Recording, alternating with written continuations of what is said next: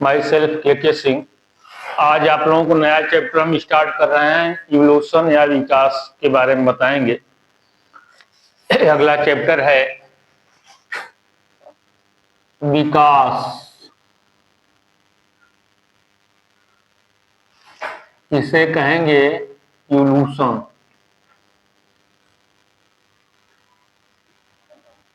इसमें बताया जाएगा कि जीवों का विकास कैसे हुआ, इस पृथ्वी पर जो है जंतुओं का विकास कैसे हुआ और कौन कौन से थियरी इसके द्वारा जो है उसके माध्यम से हम बताएंगे। किस किस माध्यम से जो है आज हम देख रहे हैं जो मानव है, इसके पहले कैसे कैसे जीव जंतु थे, सब के बारे में जो है कैसे विकास हुआ, यह जो है हम एक वैज्ञानिक तथ्य के आधार पर आप लोगों को बताएंगे। देखिए इवोल्यूशन में जो है पहला हुआ है, इसमें पढ़ाएंगे आप लोगों को ऑर्गेनिक इवोल्यूशन, या हिंदी में कहेंगे इसको जैव विकास।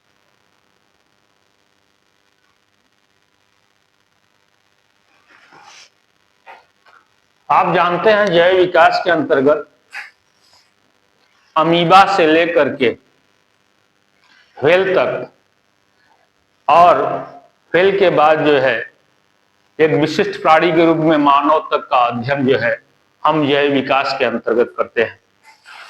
जबकि हम देखते हैं कि हमारी पृथ्वी की आयु देखें, इस पृथ्वी पर पृथ्वी की आयु देखते हैं, पृथ्वी की आयु 4.6 अरब वर्ष है। 4.6 अरब वर्ष है। और अब तक जो ज्ञात हैं से जंतुओं की संख्या देखेंगे हम,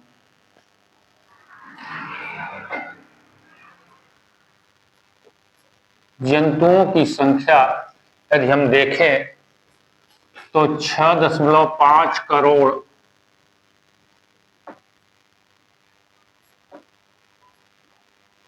हैं। और पौधों की संख्या देखें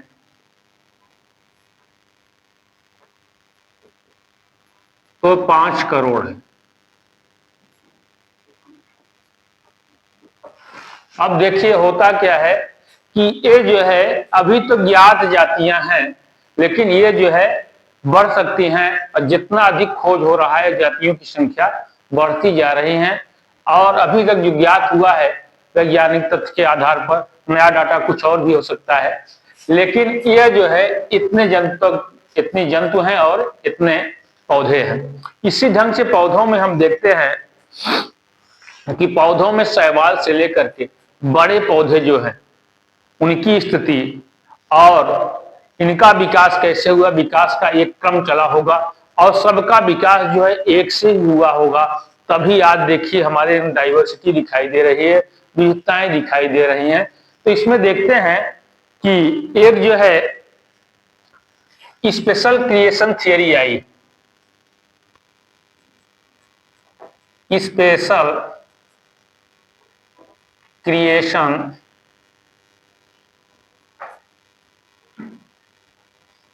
special creation,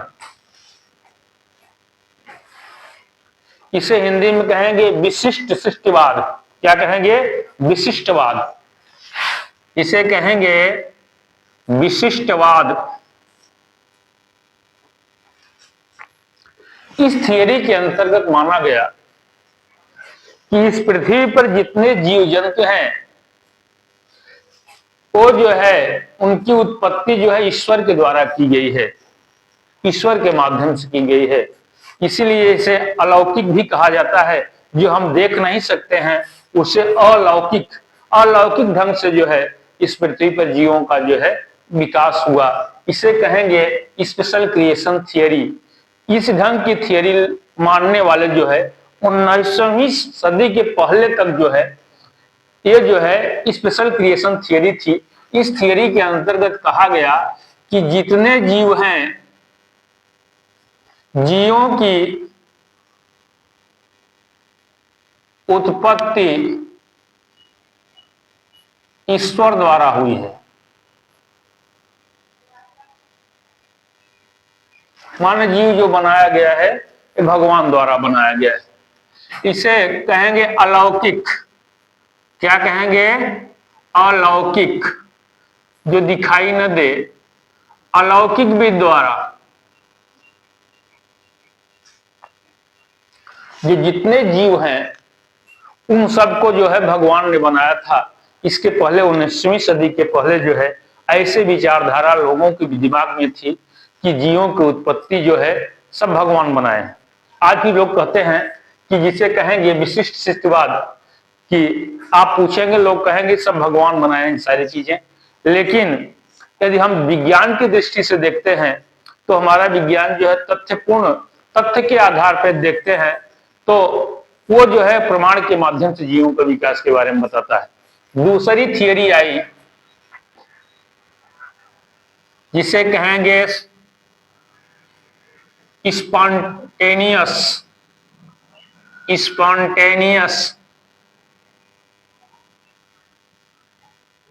spontaneous creation,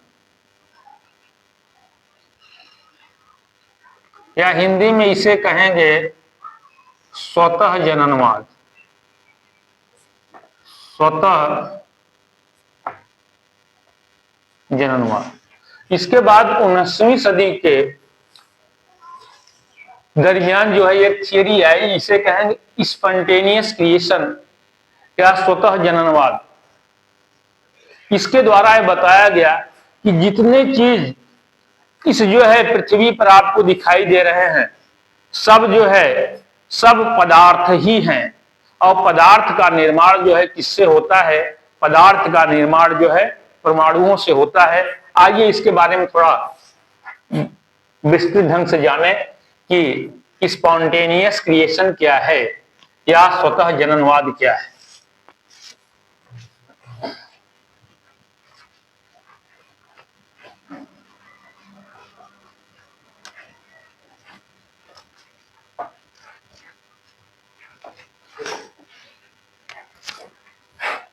spontaneous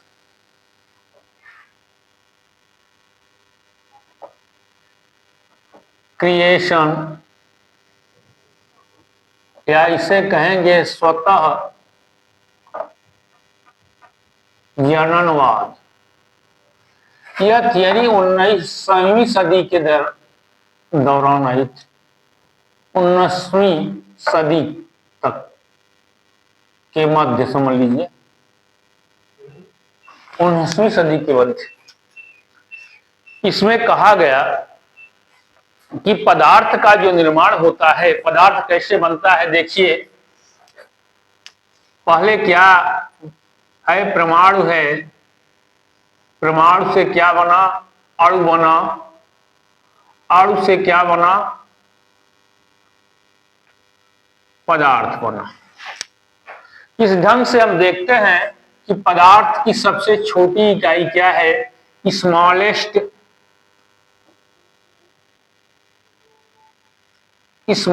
unit of substances. पदार्थों की सबसे छोटी इकाई क्या है? परमाणु ही है। क्या है? परमाणु। यदि परमाणु ना हो तो कोई पदार्थ बनेगा नहीं। तो ये स्वतः जननवाद थियरी बताती है कि जितने चीजें यहां बने हैं सब पदार्थ के द्वारा बनी हैं, इसलिए निर्जीव से सजीव की उत्पत्ति हुई है। यह हमारी स्वतः जननवाद थियरी बताती है। इस ढंग से हम देखते हैं, यदि हम देखें तो सबसे पहले क्या बनेगा? सबसे पहले सेल बनेगा। सेल क्या है? कोशिका। और कोशिका के बाद क्या बनेगा? ऊतक बनेगा। ऊतक के बाद क्या बनेगा? अंग बनेगा। अंग के बाद क्या बनेगा? अंग तंत्र बनेगा। और अंग तंत्र के बाद क्या बनेगा? शरीर बनेगा। ये क्रिएशन जो है यही हमारे जीवन का क्रिएशन है। सबसे पहले सेल बनता है। क्या बनती है? कोशिका बनती है। अब यह कोशिका कैसी होगी? पहले जो है एक कोशिका यह बनी होगी, चाहे जो कोशिका बने हैप्लॉइड से डिप्लॉइड ही कोशिका बनी होगी।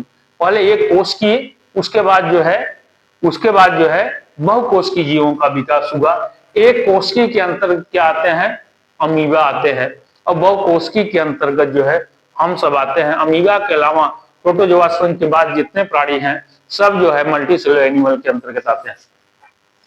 यदि जानते हैं कि एक कोशिकीय के बाद ये सेलुलर में हम देखते हैं तो प्रोटोजोआ के बाद क्या आएगा, पोरीफेरा। क्या आएगा, पोरीफेरा। पोरीफेरा में स्पंजेज वगैरह आते हैं, और उसके बाद जो है पोरीफेरा के बाद जो है या तो सेलुलर ग्रेड था, उसके बाद जो है ऊतक वाला क्या बना, प्रोटोजोआ, पोरीफेरा। पोरीफेरा के बाद जो है सिलेंट्रेटा। सिलेंट्रेटा में ऊतक अंगों का विकास हुआ, और उसके बाद जो है अंगों का विकास हम देखते हैं तो किसके कहां शुरू हुआ है, यह आपको प्लेटीहेल्मिन्थीज से, प्लेटीहेल्मिन्थीज और एसके हेल्मिन्थीज से शुरू हुआ है। आप देखते हैं जब इसके बाद हम आते हैं तो अंग तंत्र का, तो इसके बाद जितने भी हैं जैसे प्रोटोजोआ, पोरीफेरा, सिलेंट्रेटा, उसके बाद जो है प्लेटीहेल्मिन्थीज है, उसके बाद जो है एसके हेल्मिन्थीज है, उसके बाद एनिलिडा है, एनिलिडा के बाद जो है एनिलिडा के बाद आर्थ्रोपोडा, आर्थ्रोपोडा के बाद मोलस्का, मोलस्का के बाद इकायोडर्मिटा, इकायोडर्मिटा के बाद कार्डेटा। यह क्रम चलता है। तो यह क्या है, कोशिकीय स्तर में पोरीफेरा, और उसके बाद जो है जो जीवों का विकास हुआ, ऊतक स्तर वाले जीव आए, प्लेटीहेल्मिन्थीज में आए, या सिलेंट्रेट आए, सिलेंट्रेट के अंतर्गत हाइड्रा वगैरह आते हैं, उसके बाद प्लेटीहेल्मिन्थीज आया, और उसके बाद जो है यह अंग तंत्रों का विकास होता चला गया, और जो है कार्डेटा संघ के प्राणी आज जो है कार्डेटा संघ के प्राणी के रूप में हम आप खड़े हैं। कार्डेटा का मतलब होता है जिसमें रीढ़धारी हो, जिसमें रीढ़ की हड्डी पाई जाए, उन्हें कहेंगे कार्डेटा। मतलब presence of spinal cord, spinal cord की उपस्थिति हो रही है, ऐसे प्राणी को क्या कहेंगे, कार्डेटा संघ के प्राणी कहे जाते हैं। इस ढंग से हम देखते हैं कि स्पेशल क्रिएशन कहता है कि इसमें जो है इनवर्टिब्रेट और वर्टिब्रेट दो आ जाते हैं। क्या आते हैं, इनवर्टिब्रेट और वर्टिब्रेट दो आते हैं। इनवर्टिब्रेट का मतलब होता है जिसमें रीढ़ की हड्डी न हो, और जिसमें रीढ़ की हड्डी होती है उन्हें कहा जाता है, क्या कहा जाता है, वर्टिब्रेट कहा जाता है। तो आप देखेंगे कि यहां तक की प्राणी जो है protozoa, porifera, coelenterata, platyhelminthes, aschelminthes, annelida, annelida के बाद जो है ये आपका आता है आर्थ्रोपोडा, आर्थ्रोपोडा के बाद मोलस्का, मोलस्का के बाद इकाइनोडर्मेटा। ये सब किसके अंतर्गत आते हैं, ये सब जो है इनवर्टिब्रेट के अंतर्गत आते हैं। इसमें रीढ़ की हड्डी नहीं पाई जाती, जबकि कार्डेट संघ के प्राणी जो होते हैं उसमें प्रेजेंस ऑफ स्पाइनल कार्ड की उपस्थिति होती है, इसलिए उन्हें कार्डेटा संघ के प्राणी कहे जाते हैं।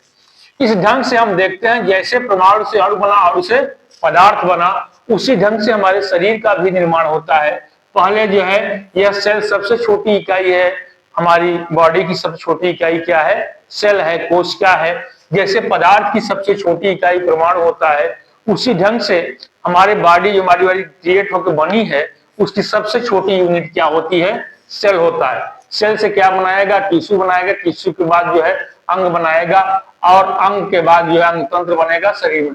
जैसे बहुत सारी कोशिकाएं मिलकर क्या बना ली, ऊतक बना ली, ऊतक क्या टिश्यू, बहुत सारे टिश्यू मिलकर क्या बनाए, अंग, और बहुत सारे अंग मिलकर के अंग तंत्र का निर्माण किए। जैसे अंग का निर्माण, जैसे लीवर है, हार्ट है, ये सब क्या है, अंग है। लेकिन ये जब सारे अंग मिलेंगे तभी तो हमारा शरीर बनेगा। लीवर, हार्ट, पैंक्रियाज जितने हैं सब मिलेंगे तभी तुम्हारा शरीर का निर्माण होगा।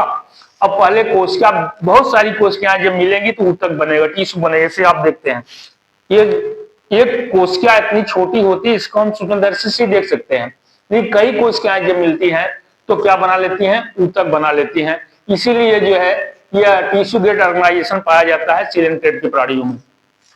और उसके बाद अंगीय स्तर जो है प्लेटिहेल्मिंथिस की प्राणी को अंतर्गत आता है। इसमें निमेटोड्स ये आते हैं, आपका जो आत्म पाए जाते हैं, आत्म के परजीवी रहते हैं, पीताक्रीम वगैरह जो है प्लेटिहेल्मिंथिस के अंतर्गत आते हैं। और उसके बाद जो है अंग तंत्रीय स्तर जो है एनिलिडा से स्टार्ट हो जाता है। एनिलिडा से लेकर के जो है कहां तक आ जाते हैं, कार्डेटा संघ के प्राणी जाते हैं। इसी ढंग जैसे परमाणु से मिल करके पदार्थ बना, उसी ढंग से कोशिका से मिल करके हमारी शरीर का निर्माण होता है। तो यह क्या है, स्पॉन्टेनियस क्रिएशन है, कि माने स्वतः जननवाद, कि कोई भी पदार्थ तभी बनेगा जबकि उसका जो है कोई सबसे छोटा मूल पार्टिकल होगा। जैसे आप देखते हैं परमाणु जो है सबसे छोटा कण है, उसके बाद पदार्थ बना, और इसी ढंग से हमारी शरीर की सबसे छोटी इकाई देखेंगे तो स्मॉलेस्ट यूनिट क्या है, सेल है। पूछा जाए हमारी बॉडी की सबसे स्मॉलेस्ट यूनिट क्या है, तो आप बताएंगे सेल है या कोश क्या है, यही बताएंगे ना। और शरीर जो है सबसे बड़ी यूनिट है, जैसे पदार्थ जो है बड़ा यूनिट है, लेकिन सबसे इसकी यदि इकाई पूछा जाएगा तो आप क्या बताएंगे, परमाणु ही बताएंगे। इसी ढंग से हमारी शरीर की सबसे छोटी इकाई क्या है, कोश क्या है। और जो जैसे देखते हैं यह परमाणु से मिलकर पदार्थ बना है, इसी ढंग से कोशिका से मिलकर के क्या बना है, हमारी शरीर का निर्माण हुआ है। तो यह जो है स्वतः जननवाद कहता है कि निर्जीव से सजीव की उत्पत्ति हुई। तो कोशिका जो बनी, कोशिकीय पदार्थ जो बने, इसके पहले मिलर ने भी प्रयोग करके बताया था कि जो है पहले निर्जीव पदार्थ से सजीव पदार्थ का निर्माण हुआ, क्योंकि उसमें उसने प्रयोग किया था, देखा कि मेथन और सारी गैसों को मिला करके निर्जीव से उसमें देखा कि अमीनो अम्ल बना, अमीनो अम्ल से जैविक अणु बना, जैविक अमीनो अम्ल जैविक अणु है ही, जैविक अणु से ही जो है यह हमारे सेल का निर्माण होता है। उसी ढंग से ऊतक के बाद अंग शरीर का निर्माण हो जाता है। इसी ढंग से हम कह सकते हैं कि निर्जीव से सजीव की उत्पत्ति होती है। यह किसने बताया था, यह स्वतः जननवाद बताया था कि निर्जीव से सजीव बनता है।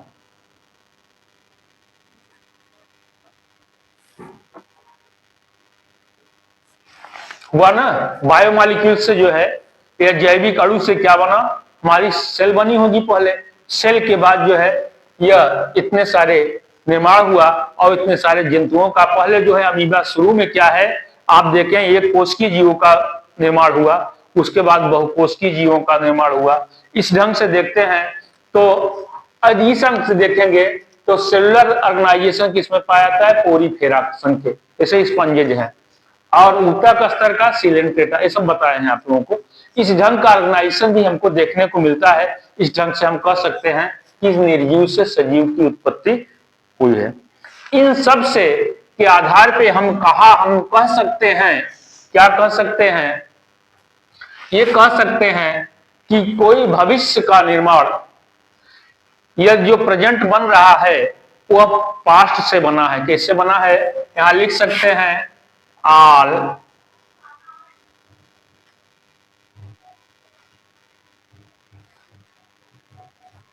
present results from past and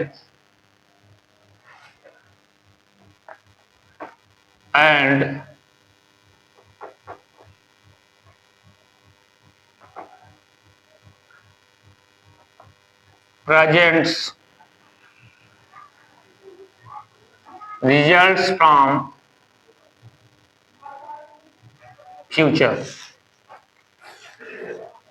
All present result from past and all present result from future. जो हमारा आज प्रेजेंट है वह पास्ट के अनुसार ही बना हुआ है, पास्ट के अनुसार खड़े हैं ना, इसके पहले कुछ हुआ होगा तब तो हम बने। इसलिए प्रेजेंट जो है पास्ट पर निर्भर होता है और फ्यूचर जो है वो प्रेजेंट पर निर्भर होता है, वर्तमान पर निर्भर होता है। भूत का भूत जो है, जो बीता हुआ उसे भूत कहते हैं, और जो भविष्य में होगा उसे क्या कहेंगे, फ्यूचर कहेंगे। जो चल रहा है इसे क्या कहेंगे, वर्तमान कहेंगे। तो हमारा वर्तमान जो है यह पास्ट के अनुसार वर्तमान बनता है और भविष्य जो है वर्तमान के अनुसार भविष्य का निर्माण होता है। इन सब कथनों से हम सिद्ध करते हैं कि पास्ट का निर्माण जो हुआ होगा तभी कुछ हुआ होगा, तभी तो आज हम वर्तमान में दिखाई दे रहे हैं। जीवों की उत्पत्ति हुई होगी और वह भी जो है इस ढंग से हुआ होगा, जिस ढंग से पदार्थ आपको दिखाई दे रहे हैं, ये सब सारी चीजें उसी ढंग से इस चर्चाओं से हमें विदित हो रहा है कि जो आज हमारा प्रेजेंट है वो जो है ये पास्ट के अनुसार ही प्रेजेंट बना है। ये शरीर का निर्माण जो हुआ है, जो इवोल्यूशन हुआ है, इसके पहले बहुत सारे विकास के क्रम हुए होंगे तब यह निर्माण हुआ है। और जो फ्यूचर में होगा, जो प्रेजेंट है, प्रेजेंट से फ्यूचर का निर्माण होता है। जैसा वर्तमान रहेगा उसी ढंग से फ्यूचर का निर्माण होता है। ठीक है, आज आप लोगों को यहां तक पढ़ाएंगे। कल जो है इसके प्रमाण बताएंगे कि एविडेंस ऑफ ऑर्गेनिक इवोल्यूशन के प्रमाण बताएंगे। इसके प्रमाण कैसे हम दे सकते हैं कि यह जो है ऑर्गेनिक इवोल्यूशन हुआ कि नहीं, यह प्रमाण के माध्यम से आप लोगों को बताएंगे नेक्स्ट डे में। आज तो आप लोगों को केवल भूमिका समझ लीजिए या ये थियरी जो थियरी थी उसके बारे में बताए। अब इसके बाद आप लोगों को बताएंगे जीवों की उत्पत्ति इस पृथ्वी पर जो है प्रमाण के आधार पर, किस किस प्रमाण के आधार पर हम कह सकते हैं कि पृथ्वी पर जो है जीवन की उत्पत्ति जो है किसके माध्यम से हुई है और कौन कौन इसके किसके माध्यम से हुई है। इस सारी चीजों के बारे में जो है नेक्स्ट डे आप लोगों को बताएंगे। ठीक।